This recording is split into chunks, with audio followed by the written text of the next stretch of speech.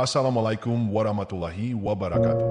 Di sebuah kota kecil yang sunyi, hidup seorang pemuda bernama Rodi. Dia bukanlah pemuda biasa. Rodi adalah pewaris ilmu kebal yang diturunkan dari generasi ke generasi dalam keluarganya. Ilmu itu bukan sekadar mitos atau dongeng belaka, tapi nyata. Tapi, ilmu kebal itu bukanlah anugerah tanpa harga. Rodi tahu betul, setiap kali dia menggunakan ilmu itu, ada konsekuensi yang harus dia tanggung.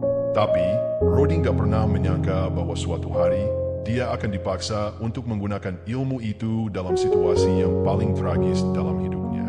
Suatu sore, Rodi sedang berjalan pulang dari pasar. Dia nggak sengaja melewati terminal bus yang terkenal angker. Terminal itu dikenal sebagai markasnya para preman yang suka memeras pedagang kecil dan penumpang. Rodi sebenarnya tahu, terminal itu bukan tempat yang aman. Tapi, dia nggak punya pilihan lain. Jalan lain sedang diperbaiki, dan terminal adalah satu-satunya jalan pulang. Tiba-tiba, Rodi mendengar teriakan dari arah terminal. Suara itu penuh ketakutan dan keputusasaan. Rodi nggak bisa mengabaikannya. Dia pun mendekat, dan apa yang dia lihat bikin darahnya mendidih. Seorang pedagang tua sedang dikeroyok oleh puluhan preman. Pedagang itu terkapar di tanah, sementara para preman itu terus menghujaninya dengan pukulan dan tendangan. Rodi nggak tahan. Dia tahu dia harus melakukan sesuatu. Tapi, dia juga sadar, melawan puluhan preman sendirian adalah bunuh diri. Tapi, Rodi nggak punya pilihan. Dia nggak bisa membiarkan ketidakadilan terjadi di depan matanya. Dengan hati yang berdebar, Rodi menghampiri para preman itu. "Hei, berhenti! Apa salahnya bapak ini sampai kalian perlakukan kayak gini?" teriak Rodi dengan suara lantang. Para preman itu berhenti sejenak, lalu menatap Rodi dengan tatapan penuh ancaman. "Siapa lo, bocah? Jangan ikut campur urusan orang dewasa," bentak salah satu preman. Rodi nggak gentar. "Aku cuma nggak mau lihat ketidakadilan terjadi di depan mataku. Kalian ngerasa hebat ya, ngeroyok orang tua sendirian." Mendengar itu, para preman itu langsung marah. Mereka mengerumuni Rodi, siap untuk menghajarnya. Tapi, Rodi sudah siap. Dia menghela napas dalam-dalam, lalu mengucapkan mantra yang diajarkan oleh ayahnya. Dalam sekejap, tubuh Rodi terasa panas, dan dia tahu ilmu kebalnya sudah aktif. Pertarungan pun pecah. Rodi melawan puluhan preman sendirian. Pukulan, tendangan, bahkan senjata tajam menghujam tubuh Rodi, tapi dia nggak merasakan sakit sama sekali. Ilmu kebalnya bekerja dengan sempurna. Tapi, Rodi tahu, ini bukan pertarungan yang mudah. Dia harus bertarung bukan hanya melawan fisik, tapi juga melawan rasa lelah dan emosi yang menguasainya. Satu persatu, preman itu mulai tumbang. Tapi, Rodi juga mulai kelelahan. Ilmu kebal itu memang membuatnya kebal terhadap serangan fisik, tapi nggak melindunginya dari rasa lelah yang luar biasa. Rodi mulai merasakan napasnya tersengal-sengal, dan pandangannya mulai kabur. Tapi, Rodi nggak menyerah. Dia terus bertarung demi membela keadilan dan melindungi orang yang nggak bersalah. Rodi berdiri tegak di tengah kerumunan preman yang mulai kebingungan. Mereka nggak nyangka, pemuda yang awalnya mereka anggap remeh ini ternyata punya kekuatan luar biasa. Tapi, Rodi juga nggak bisa santai. Tubuhnya mulai terasa berat, seperti ada beban yang menekan setiap ototnya. Ilmu kebal itu memang membuatnya nggak terluka, tapi energi yang terkuras bikin dia hampir nggak sanggup berdiri. Salah satu preman, yang tampaknya jadi pemimpin, ngeluarin golok dari balik jaketnya. "Lo pikir ilmu kebal lo bisa ngalahin kita semua? Goblok! Lo cuma sendirian," teriaknya sambil melompat ke arah Rodi. Rodi cuma bisa menghela napas. Dia tahu, ini bakal jadi pertarungan paling berat dalam hidupnya. Tapi, dia nggak punya waktu buat mikir panjang. Golok itu sudah melesat ke arahnya. Dengan refleks, Rodi menghindar, tapi golok itu masih nyambar bahunya. Meski nggak terluka, rasa panas seperti terbakar langsung menjalar di sekujur tubuhnya. "Ah, dasar lo cuma bisa ngandelin golok doang." Rodi mencoba membangkitkan semangatnya sendiri. Dia tahu, dia harus bertindak cepat sebelum kehabisan tenaga. Dengan sisa kekuatan yang dia punya, Rodi melompat ke depan dan memberikan pukulan keras ke arah si pemimpin preman. Duar! Pukulan itu tepat mengenai dada si pemimpin, bikin dia terlempar ke belakang dan jatuh tersungkur. Preman-preman lain yang lihat pemimpin mereka tumbang langsung panik. Beberapa dari mereka mulai mundur, tapi yang lain malah semakin nekat. Mereka melihat Rudy sudah mulai kelelahan, dan mereka pikir ini kesempatan buat ngerubungin dia. Rudy nggak bisa menghindar lagi. Dia dikepung dari semua sisi. Pukulan dan tendangan menghujani tubuhnya, meski nggak ada yang bisa melukainya. Tapi, Rudy nggak bisa bertahan lama. Dia mulai merasa pusing, dan pandangannya semakin kabur. Harus ada cara, harus ada cara. Rudy bergumam dalam hati. Tiba-tiba, dia ingat pesan ayahnya sebelum meninggal. Rudy, ilmu kebal ini bukan cuma soal kekuatan fisik. Ini juga soal kekuatan hati dan pikiran. Kalau lo bisa tenang dan fokus, lo bisa ngeluarin kekuatan yang lo sendiri nggak sangka-sangka. Rudy mencoba menenangkan diri. Dia tutup mata sejenak, meski tahu itu berisiko. Dia fokus pada napasnya, mencoba mengendalikan emosi dan rasa lelah yang menguasainya. Dalam sekejap, dia merasa ada energi baru yang mengalir di tubuhnya. Dia buka mata, dan kali ini, matanya penuh dengan tekad. Kalian pikir kalian bisa ngalahin gue? Coba aja. Dengan energi baru itu, Rudy mulai melawan balik. Pukulannya jadi lebih cepat dan kuat. Setiap kali dia mengayunkan tangan, pasti ada preman yang terjatuh. Tapi, jumlah mereka terlalu banyak. Meski Rudy sudah berusaha sekuat tenaga, dia nggak bisa mengalahkan mereka semua sendirian. Di tengah pertarungan, tiba-tiba Rudy dengar suara teriakan dari kejauhan. Rudy, Rudy, kita datang. Rudy menoleh, dan dia lihat sekelompok pemuda dari kampungnya datang membawa tongkat dan bambu. Mereka adalah teman-teman Rudy yang dengar kabar kalau dia sedang berantem melawan preman terminal. Kita ada di sini, Rudy. Lo nggak sendirian, teriak salah satu temannya. Rudy merasa lega. Dia nggak sendirian lagi. Dengan bantuan teman-temannya, Rudy mulai bisa mengimbangi jumlah preman yang semakin banyak. Pertarungan pun berubah jadi lebih sengit. Tapi, tiba-tiba, Rudy dengar suara sirene polisi dari kejauhan. Rupanya, ada warga yang nelpon polisi buat melaporkan keributan di terminal. Para preman yang dengar suara sirene langsung pada kabur, ninggalin Rudy dan teman-temannya yang sudah kelelahan. Rudy nggak bisa berkata-kata. Dia cuma bisa duduk di tanah, mencoba menenangkan diri. Teman-temannya mendekat, memastikan dia baik-baik aja. Lo gila ya, Rudy? Ngapain lo berantem sendirian kayak gitu? Tanya salah satu temannya. Rudy cuma tersenyum lemah. Aku nggak bisa biarin ketidakadilan terjadi di depan mataku. Tapi, terima kasih udah datang. Kalian nyelamatin hidup gue. Tapi, Rudy tahu, ini belum berakhir. Para preman itu pasti nggak akan tinggal diam. Mereka bakal balik, dan kali ini, mungkin dengan persiapan yang lebih matang. Rudy juga sadar, ilmu kebalnya nggak akan selamanya bisa dia andelin. Ada harga yang harus dia bayar setiap kali dia menggunakan ilmu itu. Setelah kejadian di terminal, Rudy dan teman-temannya pulang dengan tubuh yang penuh luka dan lelah. Meski ilmu kebalnya melindungi Rudy dari luka fisik, rasa capek yang menumpuk bikin dia hampir nggak sanggup jalan. Teman-temannya juga pada kelelahan, tapi mereka tetap berusaha ngejaga Rudy, melihat dia udah terlalu banyak nguras tenaga. Sampai di rumah, Rudy langsung ambruk di kasur. Dia nggak bisa mikir apa-apa selain istirahat. Tapi, tidurnya nggak tenang. Mimpi buruk menghantuinya. Dalam mimpinya, Rudy melihat para preman itu balik dengan jumlah yang lebih banyak. Dan kali ini, mereka bawa senjata api. Rudy terbangun dengan keringat dingin, jantungnya berdebar kencang. Ini nggak bakal berhenti sampai di sini, gumam Rudy pelan.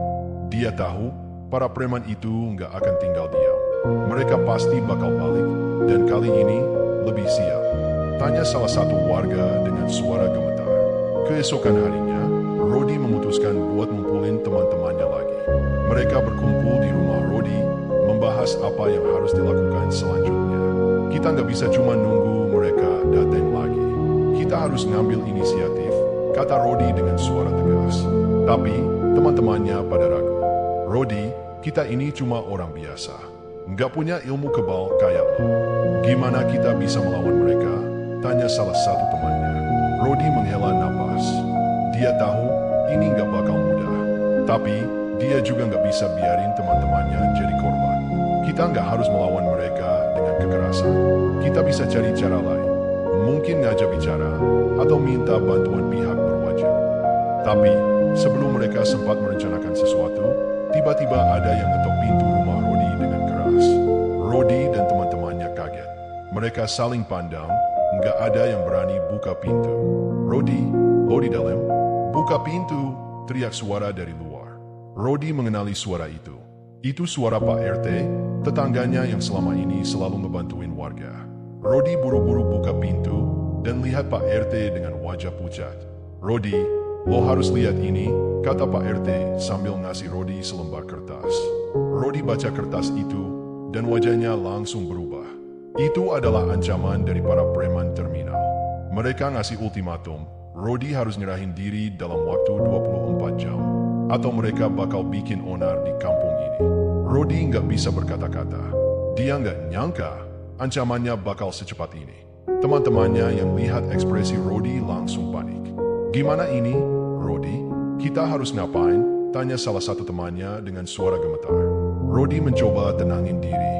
Dia tahu dia nggak bisa panik sekarang. Kita harus ngumpulin semua warga. Kita nggak bisa hadapin ini sendirian.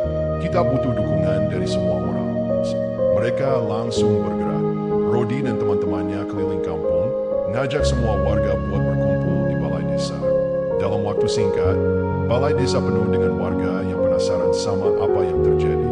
Rodi naik ke podium, dan dengan suara lantang, dia ceritain semua yang terjadi.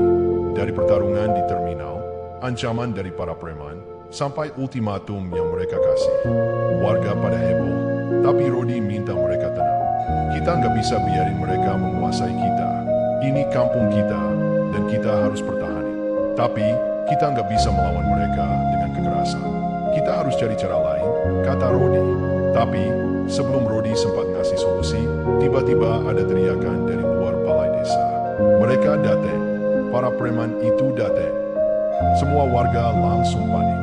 Rodi buru-buru lari keluar dan lihat puluhan preman dengan senjata di tangan sedang mendekati balai desa. Mereka terlihat lebih garang dari sebelumnya, dan kali ini mereka bawa senjata api. Rodi tahu ini bakal jadi pertarungan yang gak mudah. Dia gak bisa ngandelin ilmu kebalnya sendirian. Dia butuh bantuan dari semua warga. Semua orang masuk ke dalam. Jangan keluar, teriak Rodi sambil berdiri di depan balai desa, mencoba buat ngadang para preman.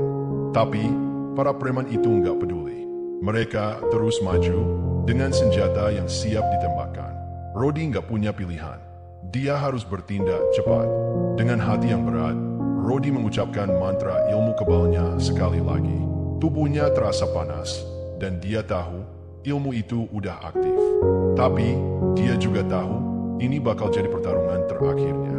Rodi berdiri tegak di depan balai desa, menghadapi puluhan preman yang semakin mendekat. Senjata api mereka mengarah ke arahnya, tapi Rodi nggak gentar. Dia tahu, ini saatnya buat membuktikan bahwa ilmu kebalnya bukan cuma sekadar mitos. Tapi, dia juga sadar, ini mungkin pertarungan terakhirnya. Lo pikir lo bisa ngadang kita sendirian? Bocah, teriak salah satu preman sambil menembakkan peluru ke udara. Suara tembakan itu bikin warga yang masih di dalam balai desa semakin ketakutan. Rodi nggak jawab.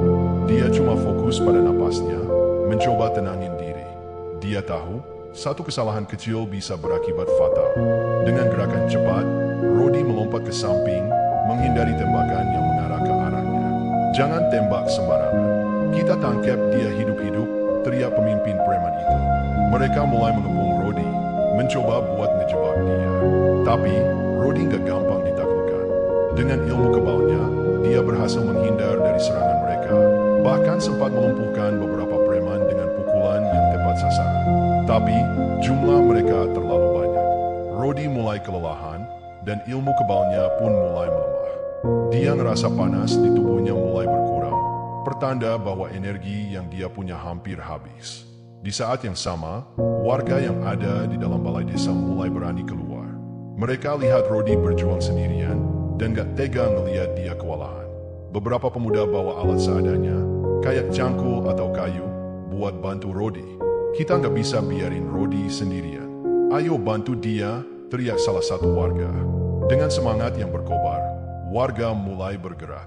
Mereka nggak punya ilmu kebal kayak Rodi, tapi mereka punya keberanian dan tekad buat melindungi kampung mereka. Rodi yang lihat warga mulai ikut bertarung merasa lega. Dia nggak sendirian lagi. Tapi, dia juga tahu, ini nggak bakal mudah. Para preman itu udah terlalu jauh, dan mereka nggak bakal mundur begitu aja. Pertarungan pun berubah jadi lebih sengit. Warga dan preman saling serang, dengan Rodi di tengah-tengah jadi pusat perlawanan. Tapi, tiba-tiba, Rodi dengar suara teriakan dari arah jalan utama. Polisi, semua berhenti. Rodi menoleh dan lihat beberapa mobil polisi datang dengan sirene yang berdering kencang. Para preman yang lihat polisi datang langsung pada panik. Mereka mulai kabur, ninggalin senjata dan teman-teman mereka yang udah terluka. Rodi nggak bisa berkata-kata. Dia cuma bisa duduk di tanah, mencoba tenangin diri. Warga yang lihat polisi datang juga merasa lega, tapi mereka masih waspada. Polisi langsung mengambil alih situasi. Mereka menangkapi para preman yang masih ada di lokasi dan memastikan warga dalam keadaan aman. Salah satu polisi menghampiri Rodi yang masih duduk dengan napas tersengal-sengal. "Lo Rodi, ya, kami dengar soal lo dari warga. Lo udah berbuat banyak buat kampung ini," kata polisi itu. Rodi cuma bisa mengangguk. Dia nggak punya tenaga buat ngomong. Tapi, sebelum Rodi sempat istirahat, tiba-tiba ada suara teriakan dari arah lain. "Rodi, awas!" Rodi buru-buru menoleh dan lihat salah satu preman yang ternyata belum kabur. Dia ngacungin pistol ke arah Rodi, dan sebelum sempat ada yang bereaksi, dia menembak. Bam! Peluru itu melesat tepat ke arah Rodi. Tapi, kali ini, ilmu kebalnya nggak bekerja. Rodi ngerasa sakit yang luar biasa di dadanya, dan dia terjatuh ke tanah. Warga dan polisi langsung panik. Mereka buru-buru menghampiri Rodi, mencoba buat nolong dia. Tapi, Rodi udah nggak bisa ngomong. Dia cuma bisa ngerasakan dingin yang mulai menyebar di tubuhnya. Dunia Rodi seakan berhenti berputar. Suara teriakan warga dan polisi seperti samar-samar terdengar jauh. Dia ngerasa tubuhnya semakin dingin dan pandangannya mulai gelap. Tapi, di tengah kegelapan itu, Rodi melihat bayangan seseorang mendekat. "Jangan menyerah, Rodi. Kau masih punya tugas yang harus diselesaikan." Suara itu terdengar lembut tapi penuh kekuatan. Rodi nggak bisa melihat dengan jelas siapa itu, tapi dia ngerasa ada energi baru yang mengalir di tubuhnya. Perlahan, dia mulai bisa membuka matanya lagi. Di depannya, berdiri seorang perempuan tua dengan pakaian sederhana tapi terlihat sangat berwibawa. Wajahnya penuh dengan garis-garis kehidupan, tapi matanya tajam dan penuh kebijaksanaan. "Siapa Anda?" Rodi bertanya dengan suara lemah. "Aku adalah penjaga ilmu kebal yang kau warisi. Kau telah menggunakan kekuatan itu dengan baik, tapi kau lupa satu hal. Ilmu kebal bukan hanya tentang fisik. Ini juga tentang jiwa dan tekadmu," kata perempuan itu dengan tenang. Rodi nggak ngerti sepenuhnya, tapi dia ngerasa ada sesuatu yang berubah dalam dirinya. Rasa sakit di dadanya mulai berkurang, dan dia bisa duduk pelan-pelan. Warga dan polisi yang melihat Rodi bangun langsung terkejut. "Rodi, lo baik-baik aja?" Rodi mengangguk pelan. Aku baik-baik aja." Tapi, perempuan tua itu sudah menghilang, seolah-olah dia nggak pernah ada. Rodi nggak punya waktu buat mikirin itu. Dia tahu pertarungan belum berakhir. Di kejauhan, Rodi lihat para preman yang kabur tadi mulai balik lagi, kali ini dengan jumlah yang lebih banyak. Mereka bawa senjata yang lebih besar dan terlihat lebih garang dari sebelumnya. "Rodi, kita harus ngapain?" tanya salah satu warga dengan panik. Rodi berdiri pelan-pelan, mencoba tenangin diri. "Kita nggak bisa melawan mereka dengan kekerasan. Kita butuh strategi." Tiba-tiba, ada suara motor yang mendekat. Semua orang menoleh dan lihat seorang pemuda dengan jaket kulit turun dari motornya. Dia punya tatapan dingin dan aura yang bikin orang gak berani deket-deket. "Lo Rodi, ya?" tanya pemuda itu dengan suara datar. Rodi mengangguk. "Iya, siapa lo?" "Nama gue Arga. Gue denger soal lo dari temen gue di terminal. Lo udah berbuat banyak buat warga sini, dan gue gak bisa biarin lo berantem sendirian," kata Arga sambil ngeluarin golok dari balik jaketnya. Rodi gak ngerti siapa Arga sebenarnya, tapi dia ngerasa ada sesuatu yang bisa dipercaya dari pemuda itu. "Lo mau bantu kita?" Arga mengangguk. Gue punya alasan sendiri buat benci sama para preman itu. Mereka udah ngerusak hidup gue dulu. Sekarang, gue mau balas dendam. Dengan Arga di sisi mereka, Rodi dan warga merasa lebih percaya diri. Tapi, mereka tetap tahu ini nggak bakal mudah. Kita harus bagi tugas. Arga, lo bisa ngurus mereka yang bawa senjata.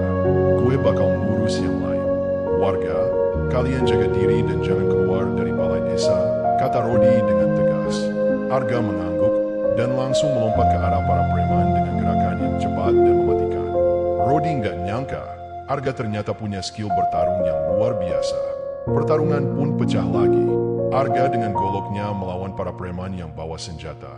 Sementara Rodi menggunakan ilmu kebalnya buat melindungi warga dan melawan preman yang lain. Tapi, tiba-tiba, Rodi dengar suara teriakan dari arah balai desa. Rodi, mereka nyerang dari belakang. Rodi buru-buru lari ke arah suara itu dan lihat beberapa preman udah berhasil masuk ke balai desa. Mereka mulai mengancam warga, terutama anak-anak dan perempuan. Rodi nggak bisa biarin ini terjadi.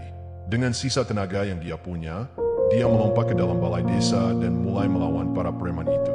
Tapi, kali ini dia nggak sendirian. Seorang gadis muda dengan rambut panjang tiba-tiba muncul dari kerumunan warga. Dia bawa tongkat kayu, dan dengan gerakan yang lincah, dia berhasil melumpuhkan beberapa preman. Gue Sari, jangan khawatir, Rodi. Gue bisa bantu lo, kata gadis itu dengan senyum percaya diri. Rodi nggak sempat mikir panjang. Dia cuma bisa mengangguk dan terus bertarung. Dengan bantuan Arga dan Sari, mereka mulai bisa mengimbangi jumlah preman yang semakin banyak. Tapi, pertarungan ini nggak bakal berakhir dengan mudah. Pertarungan di balai desa semakin memanas. Rodi, Arga, dan Sari berjuang mati-matian melawan para preman yang semakin nekat.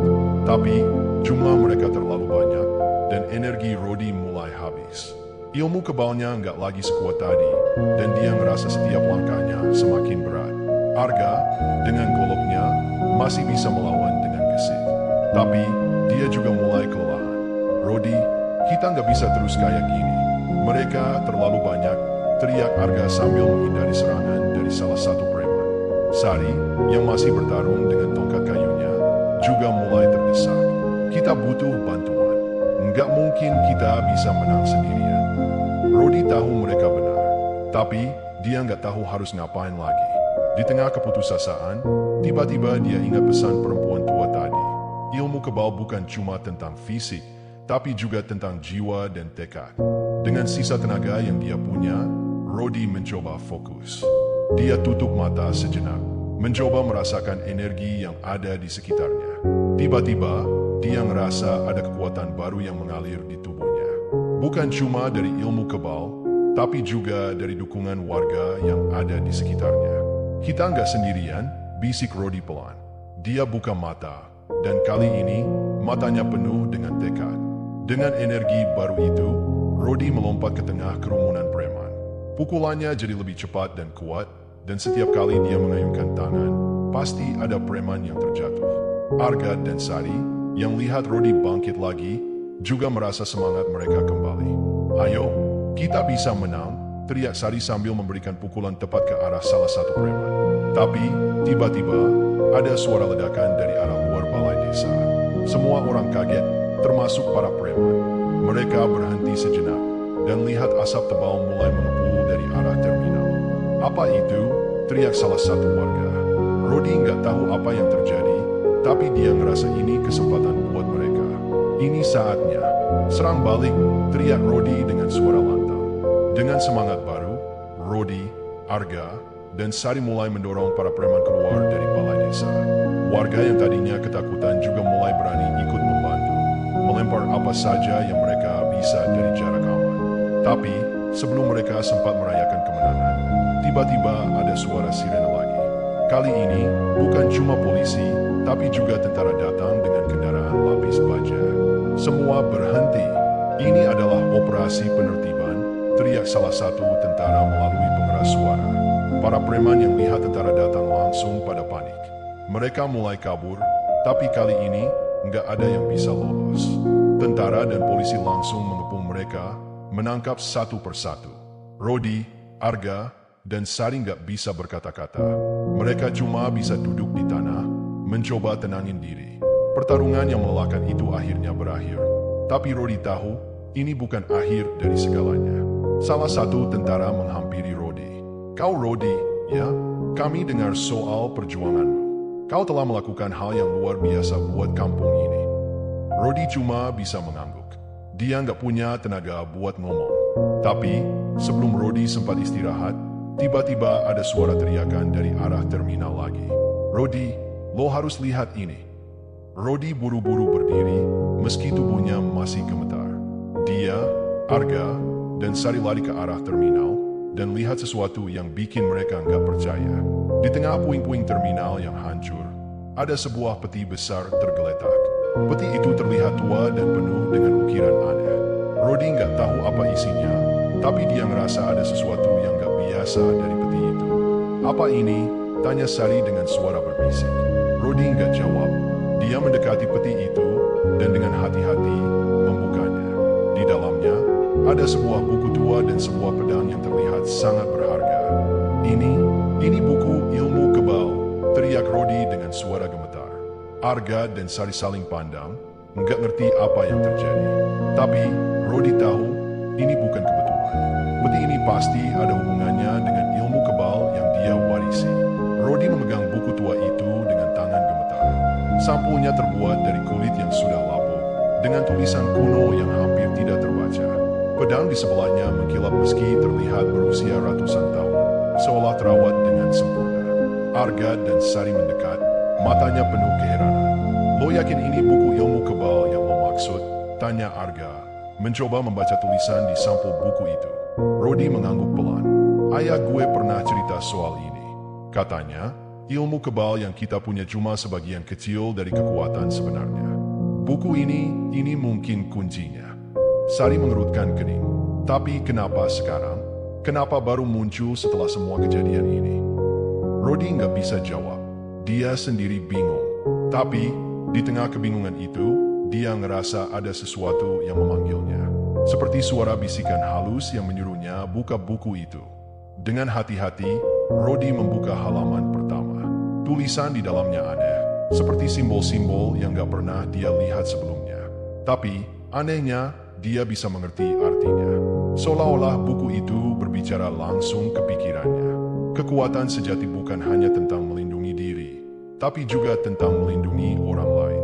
Untuk mendapatkan kekuatan itu, kau harus melewati ujian terberat dalam hidupmu. Bisik Rodi sambil membaca tulisan itu. Arga dan Sari saling pandang, nggak ngerti apa yang terjadi. Tapi, mereka ngerasa ada sesuatu yang besar bakal terjadi. Tiba-tiba, angin kencang berhembus dari arah yang gak jelas. Peti itu mulai bergetar, dan cahaya terang menyembul dari dalamnya. Rodi, Arga, dan Sari nggak bisa bergerak, seolah tubuh mereka dibekukan. Apa yang terjadi? Teriak Sari. Suaranya hampir tenggelam dalam gemuruh angin. Rodi nggak bisa jawab. Dia ngerasa dirinya terangkat, seolah dibawa ke tempat lain.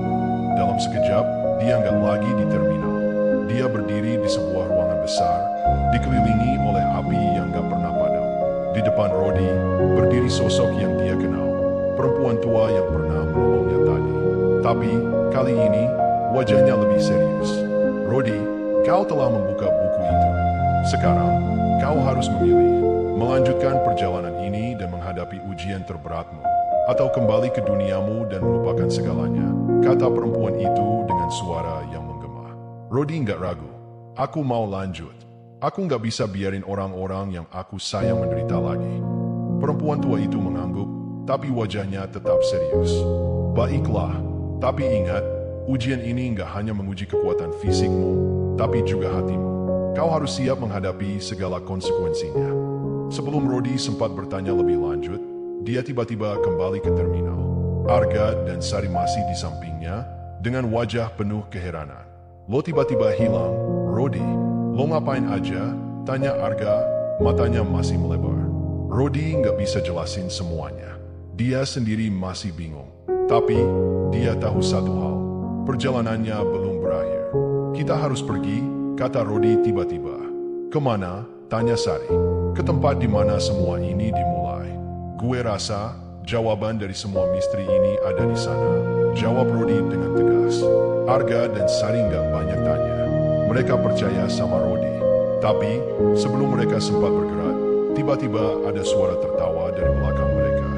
Hahaha, lo pikir semudah itu? Rodi menoleh dan lihat sosok yang gak pernah dia sangka-sangka. Pemimpin preman yang dia kira sudah ditangkap polisi. Tapi, kali ini dia terlihat berbeda.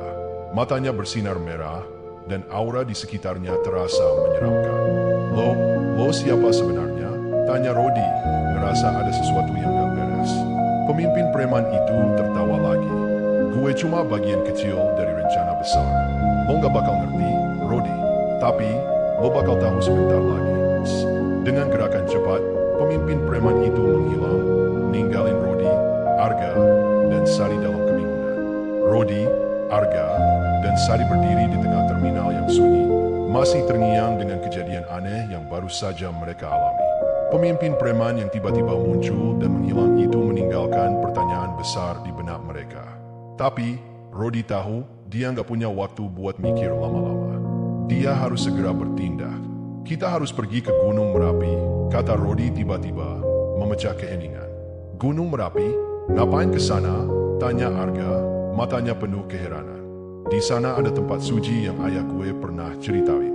Katanya, di sanalah ilmu kebal ini pertama kali ditemukan. Mungkin di sana kita bisa nemuin jawaban dari semua ini, jelas Rodi dengan suara tegas. Sari mengangguk pelan. Oke, kita ikut lo. Tapi, kita harus siapin diri. Siapa tahu ada bahaya yang nunggu kita di sana. Mereka pun langsung bergerak. Dengan sisa tenaga yang ada, mereka menuju Gunung Merapi, tempat yang konon menyimpan rahasia besar. Perjalanan itu nggak mudah. Medannya terjal dan cuaca semakin buruk. Tapi, tekad mereka nggak goyah. Sesampainya di puncak, mereka nemuin sebuah gua yang tersembunyi di balik kabut tebal. Di depan gua itu, ada tulisan kuno yang mirip dengan yang ada di buku Rodi. Ini dia, bisik Rodi, matanya penuh harap. Mereka masuk ke dalam gua, dan di sana, mereka nemuin sebuah ruangan besar dengan dinding penuh ukiran kuno. Di tengah ruangan, ada sebuah altar dengan cahaya terang menyembul dari atasnya. Tiba-tiba, suara perempuan tua itu terdengar lagi. Selamat datang, Rodi. Kau telah sampai di sini, dan sekarang, kau harus menghadapi ujian terakhir. Rodi nggak ragu. Dia maju ke depan, sementara Arga dan Sari tetap di belakang, siap buat bantu kalau ada apa-apa. Ujian terakhir ini adalah tentang pengorbanan. Lanjut suara itu.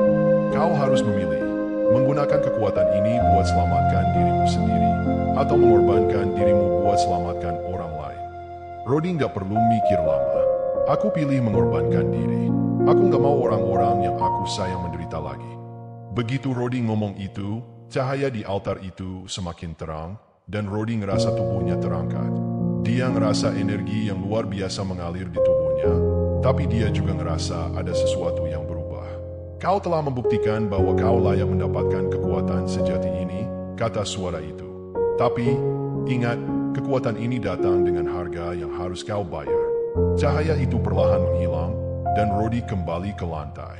Dia ngerasa tubuhnya penuh dengan kekuatan baru, tapi dia juga ngerasa ada sesuatu yang hilang. Rodi, lo baik-baik aja? Tanya Sari dengan panik. Rodi mengangguk pelan. Aku baik-baik aja, tapi kita harus segera balik. Ada sesuatu yang besar bakal terjadi. Mereka pun langsung turun dari gunung. Sesampainya di kampung, mereka nemuin suasana yang sudah berubah. Warga terlihat lebih tenang, dan para preman yang tersisa udah nggak berani muncul lagi. Tapi, Rodi tahu, ini bukan akhir. Dia masih punya banyak pertanyaan yang belum terjawab. Tapi, satu hal yang dia sadar, dia udah siap buat menghadapi apapun yang datang. Terima kasih buat kalian semua, kata Rodi ke Arga dan Sari. Tanpa kalian, aku nggak bakal bisa sampai sejauh ini. Arga tersenyum. Kita tim, Rodi. Apapun yang terjadi, kita hadapin bareng-bareng. Sari mengangguk. Iya, kita nggak bakal ninggalin lo. Rodi tersenyum, ngerasa lega. Dia tahu perjalanannya masih panjang. Tapi, dengan teman-teman yang setia dan kekuatan baru yang dia punya, dia yakin bisa menghadapi apapun. Nah, buat Buat kalian yang udah ikutin perjalanan Rodi dari awal, terima kasih ya. Jangan lupa like, komen, dan subscribe buat dapetin cerita seru lainnya. Sampai jumpa di cerita berikutnya.